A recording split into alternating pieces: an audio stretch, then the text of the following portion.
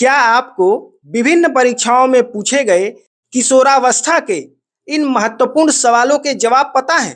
बच्चों में किशोरावस्था की शुरुआत कैसे होती है? उत्तर किशोरावस्था की उम्र क्या होती है? किशोरावस्था को तनाव एवं तूफान का काल किसने कहा है? किशोरों में आपराधिक प्रवृत्तियों के विकसित होने का क्या कारण है? किस अवस्था में बच्चों का मानसिक विकास पूर्ण हो जाता है? इन सभी सवालों के जवाब तथा ऐसे ही अनेक महत्वपूर्ण सवालों के जवाब इस वीडियो को देखने के बाद आप समझ पाएंगे।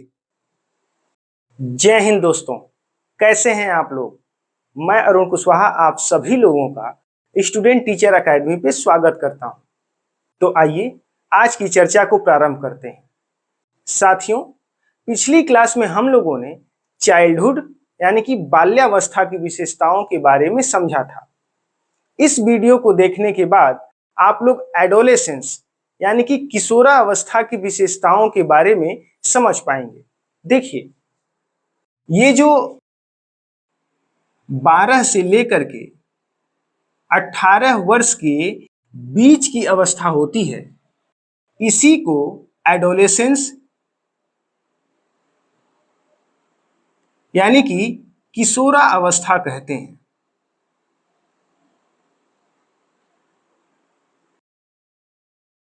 इस किशोरावस्था को दो भागों में विभाजित किया जाता है।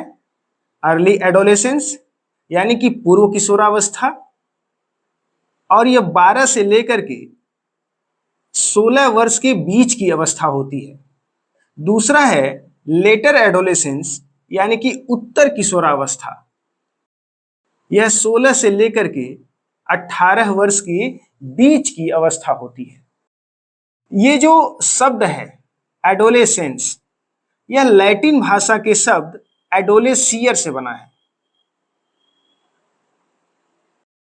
और इस एडोलेसियर का अर्थ है परिपक्वता की ओर बढ़ना।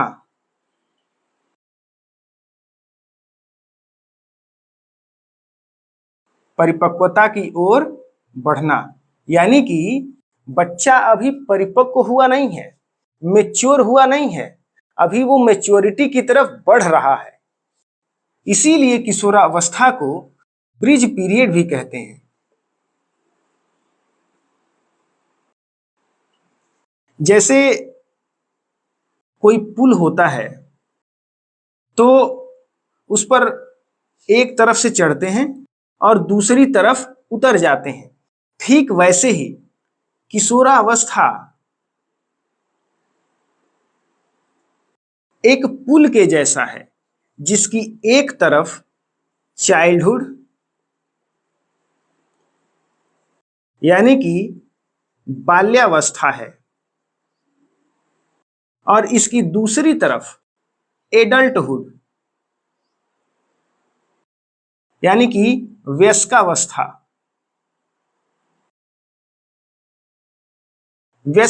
है। तो बाल्यावस्था इस किशोरावस्था के पुल से होते हुए दूसरी तरफ यानी कि वयस्कावस्था की तरफ उतर जाती है, या ऐसे कह सकते हैं कि बालक किशोरावस्था से होते हुए वयस्क बन जाता है। इसीलिए किशोरावस्था को ट्रांजिशन पीरियड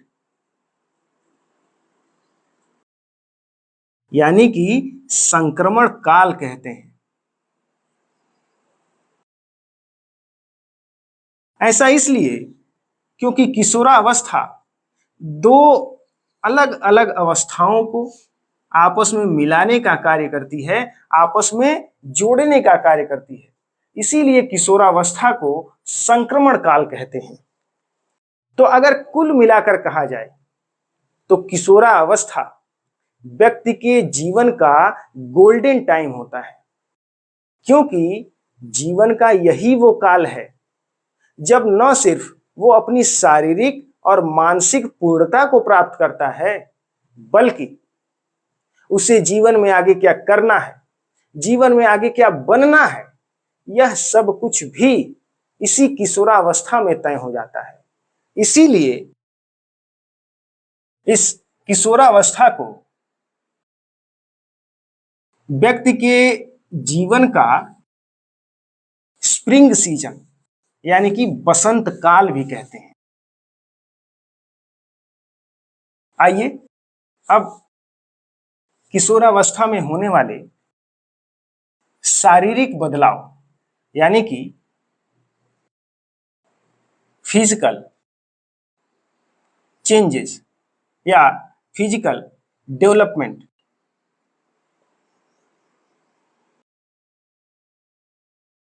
यानी कि शारीरिक विकास के बारे में समझते हैं।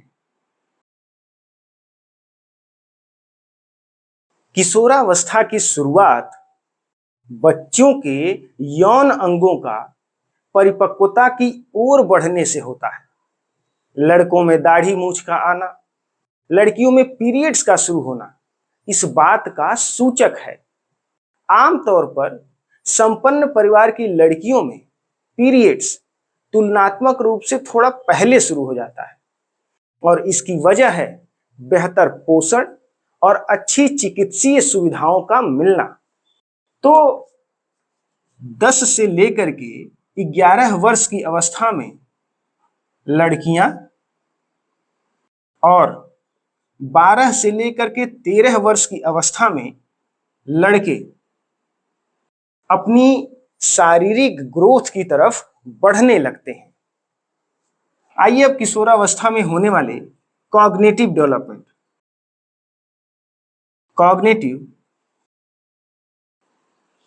यानी कि बौद्धिक विकास, इसी को संज्ञानात्मक विकास भी कहते हैं। कॉग्निटिव डेवलपमेंट के बारे में समझते हैं। देखिए, किशोरावस्था के समाप्त होते होते बच्चे का मानसिक विकास पूर्ण हो जाता है। एक किशोर के विचार अधिक अमूर्त, तार्किक तथा आदर्शवादी होते हैं। इस उम्र के बच्चे अपने विचारों के साथ साथ दूसरों के विचारों का भी मूल्यांकन करने में समर्थ हो जाते हैं। इसके अलावा दूसरे लोग उसके बारे में क्या सोचते हैं, इस बात का भी मूल्यांकन करने में वो सक्षम हो जाते हैं। इस उम्र में बच्चे खुद के तथा दूसरों के आदर्श विशेषताओं के ऊपर भी सोचने लगते हैं। एक आदर्श माता पिता को कैसा होना चाहिए, एक आदर्श टीचर को कैसा होना चाहिए, वो इस तरह की बातों के ऊपर भी विचार करने लगते हैं। इसके अलावा अगर कहीं पर कोई काम हो रहा है तो वो काम वैसे ही क्यों हो रहा है, क्या वो कोई दूसरी तरीके से नहीं हो सकता, इस तरह की बातों के ऊपर भी वो सोचने लगते हैं। तो कुल मिलाकर इस अवस्था में बच्चे का मैक्सिमम इंटेलेक्चुअल डेवलपमेंट हो जाता है और वो दुनिया की सभी तरह की बातों के ऊपर विचार करने लगता है। आइए अब किशोरावस्था में होने वाले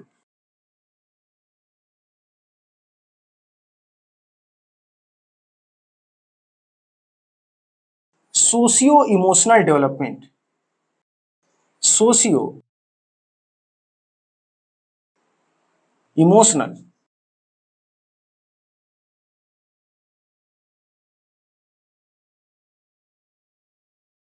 डेवलपमेंट यानी कि सामाजिक, सांवेगिक विकास के बारे में समझते हैं।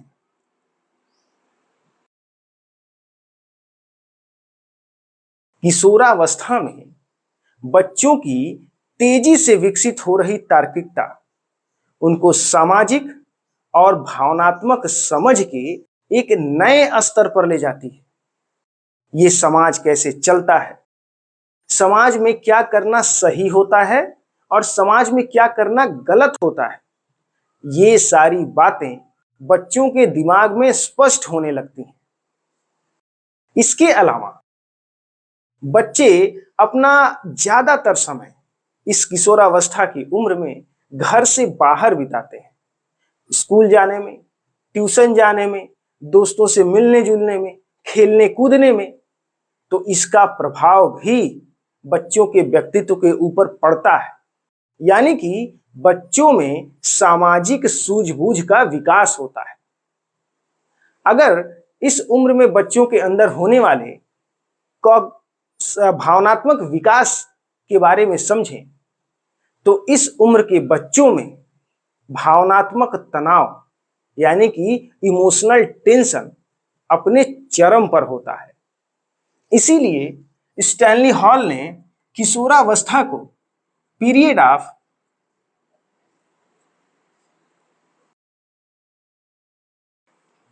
ऑफ स्ट्रेस एंड स्टॉर्म यानी कि तनाव एवं तूफान का काल कहा है।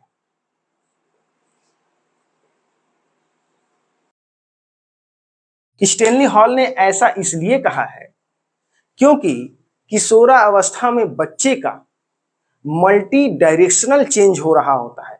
उसमें शारीरिक परिवर्तन, सामाजिक परिवर्तन, बौद्धिक परिवर्तन, नैतिक परिवर्तन, हार्मोनल परिवर्तन यानी कि उसके जीवन के सभी पक्षों में बदलाव हो रहा होता है और ये सभी बदलाव मिलकर उस बच्चे को तनाव में रखते हैं। इसीलिए किशोरावस्था को स्टैनली हॉल ने तनाव एवं तूफान का काल कहा है। किशोरावस्था में बच्चों के अंदर आइडेंटिटी क्राइसिस होती है। आइडेंटिटी क्राइसिस यानी कि पहचान का संकट होता है। यानी कि उनको ये बात हमेशा कसमकस में रखती है कि अभी वो छोटे बच्चे हैं या बड़े हो चुके हैं, उनके जीवन के आदर्श क्या हैं, उनके जीवन के मूल्य क्या हैं, ये बात बच्चों को लगातार परेशान करते रहती है। क्योंकि कभी किसी बात पर उनके मम्मी पापा ये कह देते हैं कि अभी तुम छोटे बच्चे नहीं रहे, बड़े हो गए हो, इस तरह की हरकतें क्यों कर रहे हो। और फिर कभी दूसरी बात पे कह देते हैं अभी तुम इतने बड़े नहीं हुए, थोड़ा और समझदार हो जाओ तब इसके बारे में सोचेंगे। तो इस तरह की बातें बच्चे को अपनी पहचान के बारे में लगातार कंफ्यूज्ड रहती हैं कि वो है क्या, अभी छोटा बच्चा है या अभी बड़ा हो चुका है। इसीलिए इस किशोरावस्था को आइडेंटिटी क्राइसिस का काल यानी कि पहचान की संकट का काल कहते हैं। किशोरावस्था में बच्चों के अंदर वोकेशनल एंजाइटी यानी कि कैरियर की चिंता होती है। किशोरावस्था में बच्चा लगातार ये सोचते रहता है कि आगे वो जीवन में करेगा क्या, कौन सा सब्जेक्ट चुनेगा, कौन सा कैरियर चुनेगा और जो कैरियर वो चुनेगा क्या उसमें वो बेहतर कर भी पाएगा या नहीं, उसकी पर्सनालिटी कैसी होगी। इस तरह की बातें बच्चे को लगातार चिंतित किए रहती हैं। कुछ परिवारों में ये कैरियर के चुनाव वाली बात बच्चे के ऊपर छोड़ दिया जाता है और कुछ परिवारों में माता पिता बड़ी महत्वपूर्ण भूमिका निभाते हैं। तो चाहे परिस्थितियां जो भी हों, ये कैरियर के चुनाव की चिंता बच्चे को लगातार तनाव में रखती है। इसके अलावा इस उम्र के बच्चे खुद को लेकर बहुत ज्यादा सजग रहते हैं। अगर उन्हें कहीं जाना है तो वो पर्याप्त समय लेकर खुद को तैयार करते हैं, क्योंकि किशोरावस्था में बच्चों को ये लगता है कि सभी लोग उस पर बड़ा ध्यान दे रहे हैं, उसकी एक एक हरकतों पर नजर रख रहे हैं। मान लीजिए किसी लड़के को किसी शादी या पार्टी में जाना है तो उसके बाल एकदम अच्छे से बने होने चाहिए, उसके कपड़े एकदम अच्छे से तैयार बने होने चाहिए, उसके जूते एकदम परफेक्ट होने चाहिए, यानी कि उसका पूरा लुक बहुत अच्छा होना चाहिए। और मान लीजिए कोई लड़की है, उसे भी किसी शादी या पार्टी में जाना है और उसके चेहरे पर एक पिंपल निकल आया, तो अब वो इस पिंपल की वजह से बहुत ज्यादा परेशान रहेगी। उसे ऐसा लगेगा कि सभी लोग उसके चेहरे पर ही ध्यान देंगे, खास करके उसके पिंपल के ऊपर, और सभी लोग ये सोचेंगे कि इस पिंपल की वजह से उसका चेहरा कितना खराब लग रहा है। तो इस तरह के काल्पनिक ख्याल किशोरावस्था में बच्चों को खुद को लेकर बहुत ज्यादा सेंसिटिव बना देते हैं। इसके अलावा किशोरावस्था के बच्चों में एक और विशेषता होती है। इस उम्र में बच्चों को यह लगता है कि वो अपनी भावनाओं को जितना गहराई से महसूस कर पाते हैं, जितना गहराई से समझ पा रहे हैं, कोई भी दूसरा बड़ा उनकी भावनाओं को उतनी गहराई से महसूस नहीं कर पा रहा। इसीलिए किशोरावस्था में बच्चे अक्सर अपने बड़ों से, अपने माता पिता से इस बात की शिकायत करते रहते हैं कि आप लोग तो मेरी बातों को समझ ही नहीं पाते। इसीलिए किशोरावस्था के बच्चों से, ये जो टीन एज वाले बच्चे हैं, इनसे बात करते समय माता पिता को इस बात का ध्यान रखना चाहिए कि वो न सिर्फ बच्चों को ध्यान से सुनते हुए नजर आए, बल्कि बच्चा इस बात को महसूस करे कि वो उसकी बातों को गहराई से समझ भी रहे हैं। इससे माता पिता और बच्चों में एक गहरा लगाव विकसित होगा। किशोरावस्था में बच्चों के अंदर हीरो वर्शिप टेंडेंसी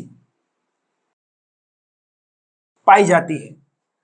किशोरावस्था में बच्चे जिसे अपना हीरो समझते हैं, चाहे वो कोई अभिनेता हो, वैज्ञानिक हो या स्पोर्ट्स पर्सन हो, वो उसके जैसा दिखना चाहते हैं, उसके जैसा बन जाना चाहते हैं। जैसे वो अपने बाल बनाता है, जैसे कपड़े पहनता है, जैसा उसका ओवरऑल एटीट्यूड है, जैसी वो बाइक चलाता है, यानी कि वो पूरी तरह से उसकी नकल करते हैं या उसके जैसा बन जाना चाहते हैं। इसीलिए किशोरावस्था को हीरो वर्शिप टेंडेंसी का काल भी कहा जाता है। किशोरावस्था में बच्चों में एक फील ऑफ रिवोल्ट, यानी कि विद्रोह की भावना होती है, क्योंकि किशोरावस्था में बच्चों को यह लगता है कि वो खास हैं, और अगर कहीं पर कुछ गड़बड़ हो रहा है तो वो उसे पूरी तरह से सुधार देंगे। उदाहरण के लिए, मान लीजिए उनके परिवार में या पड़ोस में कोई ऐसा काम हो रहा है जो उनकी दृष्टि से सही नहीं है, तो एक किशोरावस्था का बच्चा उसको लेकर अपना विरोध जरूर दर्ज करवाता है। हो सकता है उसके परिवार का कोई बड़ा ऐसा करने से उसे टोक दे, तब भी वो बच्चा उससे बहस करके अपना आपत्ति जरूर दर्ज करवाएगा, अपनी शिकायत जरूर कहेगा, लेकिन चुप नहीं रहेगा। यही एक युवा होने का निशानी भी है कि अगर आपको ऐसा लग रहा है कि कहीं पर कुछ गलत हो रहा है, कुछ गड़बड़ हो रहा है, तो उसके खिलाफ अपनी आवाज को उठाएं, ताकि अच्छा देखिए, एक किशोर आदमी के और एक थके हुए आदमी के बीच का अंतर यही है कि इंसान जिसे सही समझ रहा है उसके और जिसे वो गलत समझ रहा है उसके बीच में बड़ा अंतर दिखाता है अपने व्यवहार में। युवा जहां गलत हो रहा होता है उसके खिलाफ आवाज उठाता ही उठाता है। ये जज्बा एक किशोरावस्था में बच्चों के अंदर होता है। किशोरावस्था में बच्चों के अंदर डेवलपमेंट ऑफ क्रिमिनल टेंडेंसी, यानी कि आपराधिक प्रवृत्तियों के विकास की संभावना भी होती है। और ये संभावना उन परिवारों के बच्चों में ज्यादा होती है जिन परिवारों में बच्चों को उनके माता पिता का कम सहयोग मिलता है, या फिर परिवार में अनुशासन बड़ा कमजोर होता है, या परिवार के जो बड़े हैं वही लोग आपस में लड़ते झगड़ते रह रहे हैं। गरीबी और बेरोजगारी भी इसका एक बड़ा कारण है। इसके अलावा संगति का असर भी एक बड़ा फैक्टर है।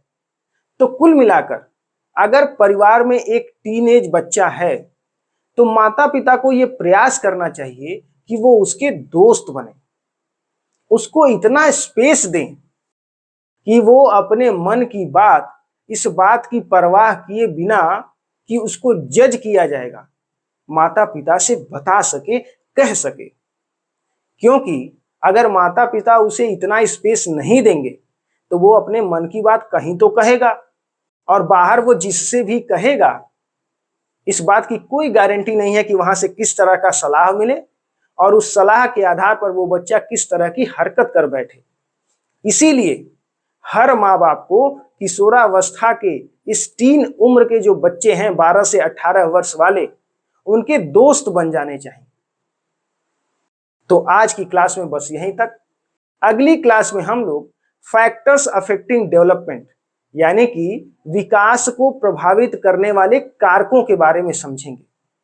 अगर ये वीडियो आपको पसंद आया तो इसे लाइक करके चैनल को सब्सक्राइब करिए और बेल आइकॉन दबाकर इस वीडियो को शेयर कर दीजिए किसी ऐसे व्यक्ति के पास जिसके लिए यह वीडियो लाभकारी हो सके। तो आज के लिए बस इतना ही, मिलते हैं अगली क्लास में, तब तक के लिए जय हिंद।